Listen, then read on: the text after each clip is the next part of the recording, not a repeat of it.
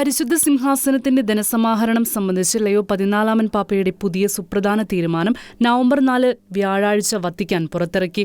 പുതിയ കൈറോഗ്രാഫ് വാൻകുലം യൂണിറ്റാറ്റിസ് എറ്റ് കാരിറ്റാറ്റിസിലൂടെ 2025 ഫെബ്രുവരിയിൽ ധനസമാഹരണത്തിനായി ഫ്രാൻസിസ് മാർപ്പാപ്പ ആരംഭിച്ചതും 3 വർഷത്തേക്ക് പരസ്യ പരീക്ഷണത്തിന് അംഗീകാരം നൽകിയതുമായ നിലവിലെ കമ്മീഷൻ ഫോർ ഡൊണേഷനെയാണ് ലയോ 14 പാപ്പ നിർത്തലാക്കിയത്.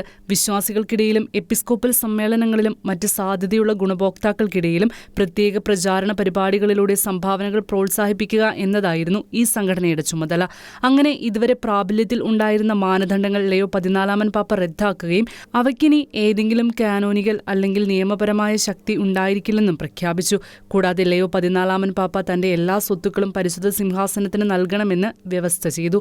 കൂടാതെ കമ്മീഷനിലെ അംഗങ്ങളെ കൈറോഗ്രാഫ് വഴി ഉടനടി പിരിച്ചുവിടുകയും ചെയ്യും. പരിശുദ്ധ സിംഹാസനത്തിന്റെ സാമ്പത്തിക മാനേജ്മെന്റിൽ ഭരണഘടനാപരമായ കാര്യക്ഷമത ശക്തിപ്പെടുത്തുക എന്ന ലക്ഷ്യത്തോടെ ഈ വിഷയത്തിൽ വിദഗ്ധരുമായി കൂടിയാലോചിക്കുകയും കൗൺസിൽ ഫോർ ദ ഇക്കണോമിയിൽ നിന്ന് ശുപാർശകൾ പാലിക്കുകയും ചെയ്ത ശേഷമാണ് ലയോ 14 പാപ്പയുടെ ഈ തീരുമാനം.